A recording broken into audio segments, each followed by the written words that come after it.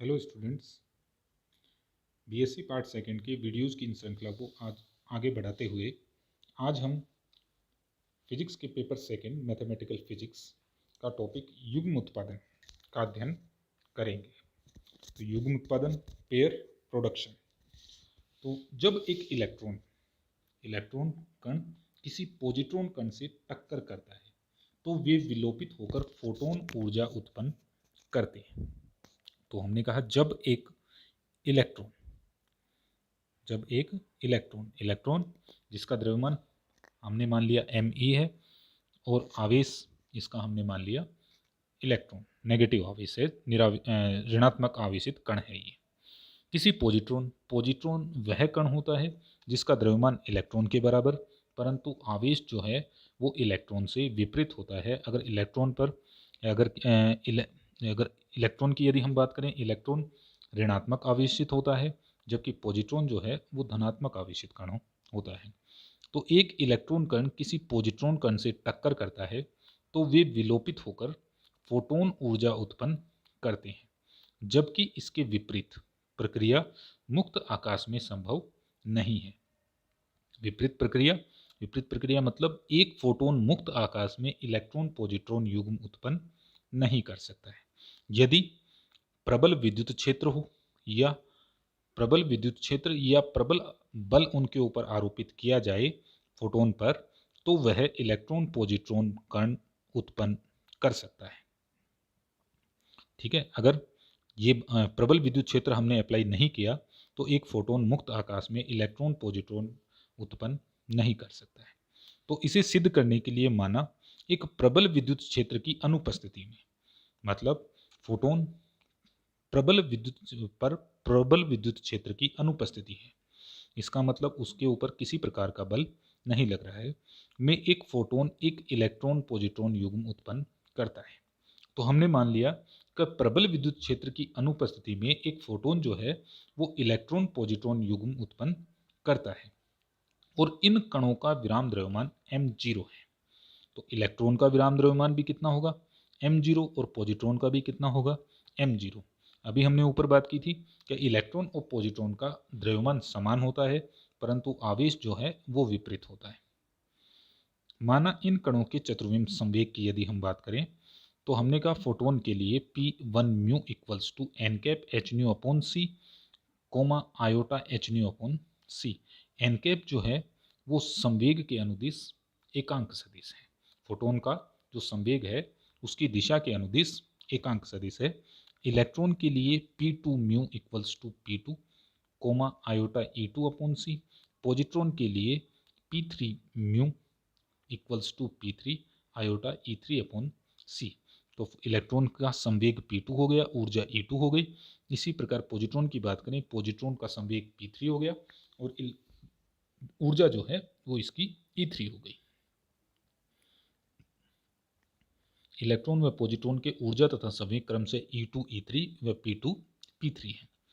तो चतुर्विम संवेग के संरक्षण नियम का उपयोग करने पर तो हमने कहा फोटोन का संवेग बराबर होना चाहिए इलेक्ट्रॉन के संवेग, चतुर्विम संवेग, तथा पॉजिट्रॉन के चतुर्विम संवेग के बराबर होना चाहिए। इसे हमने समीकरण 1 से डिनोट कर दिया।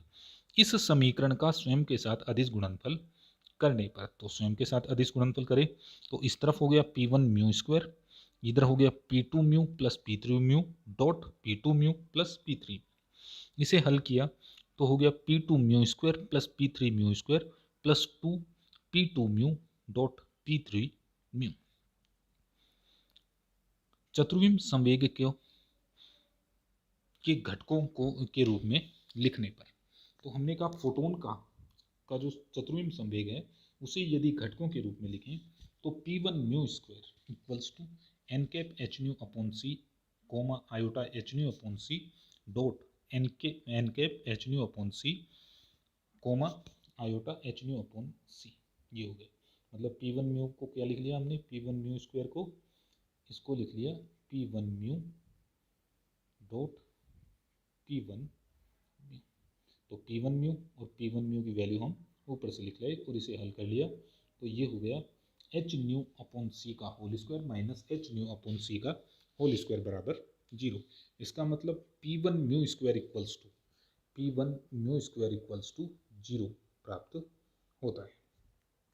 अब हम बात करें चतुर्विम संवेग के घटकों के वर्गों के योग के निश्चरता सिद्धांत से, जो हम पिछले वीडियोज में हम पढ़ कर आए हैं।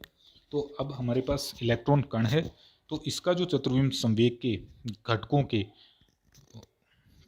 वर्गों का योग जो आएगा P2 mu square equals to minus M0 square C square तथा P3 mu square equals to minus M0 square C square प्राप्त होता है। तो अब हमने P1 म्यू स्क्वायर की वैल्यू, P2 म्यू स्क्वायर की वैल्यू, P3 म्यू स्क्वायर की वैल्यू हमने समीकरण 2 में रख दी। समीकरण 2 में रखें तो ये हो गया P1 mu square 0, P2 mu square minus M0 square C square minus plus P3 mu square, तो इसकी हो गई minus M0 square C square plus 2P2 mu dot P3 mu. तो इसको हल कर लिया तो P2 mu dot P3 mu equals to M0 square C square. चूँकि M0 स्क्वायर C स्क्वायर एक धनात्मक राशि है, धनात्मक राशि है, इसका मतलब ये 0 से बड़ी होगी।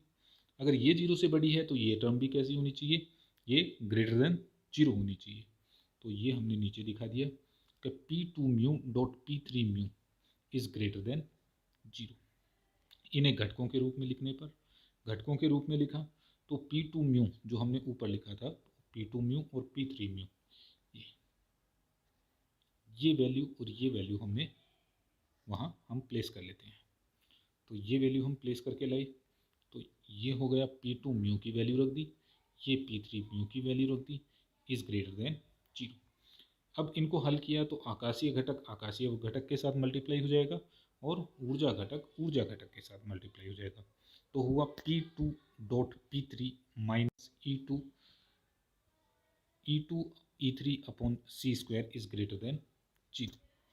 यदि P2 तथा P3 के मध्य कोण थीटा है, यदि P2 तथा P3 के मध्य कोण थीटा है तो P1, देखिए इसको हमने लिख लिया P2 dot P3 equals to P2 P3 cos theta minus E2 E3 upon C square is greater than 0।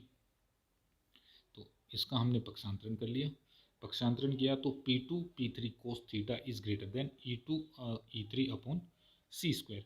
P2 P3 को हमने इधर शिफ्ट कर लिया, इधर शिफ्ट किया तो आया cos theta is greater then E2 upon P2 C E3 upon P3 C। ऊर्जा संवेग संबंध से, तो ऊर्जा संवेग संबंध हमने लिया तो हमने लिखा E square equals to P square C square plus M0 square C की पावर 4 या E square is greater than P square C square. ठीक है, तो हमने कहा है इस P स्क्वायर C स्क्वायर में ये जो टर्म है ये ऐड हो रही है, इसका मतलब एनर्जी E जो है ये ग्रेटर देन होगी PC से, तो E is greater then PC।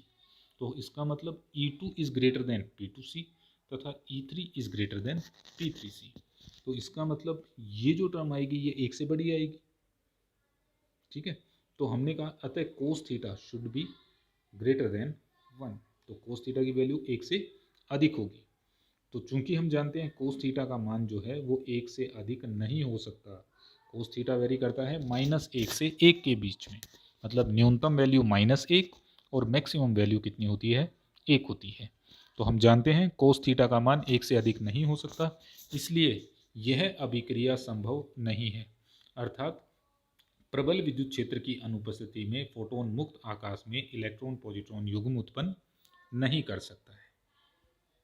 तो कई बार एग्जाम में क्वेश्चन पूछ लेते हैं कि सिद्ध कीजिए कि फोटोन मुक्त आकाश में इलेक्ट्रॉन पॉजिट्रॉन युग्म उत्पन्न नहीं कर सकता है, तो हमें ये डेरिवेशन यहाँ देना है।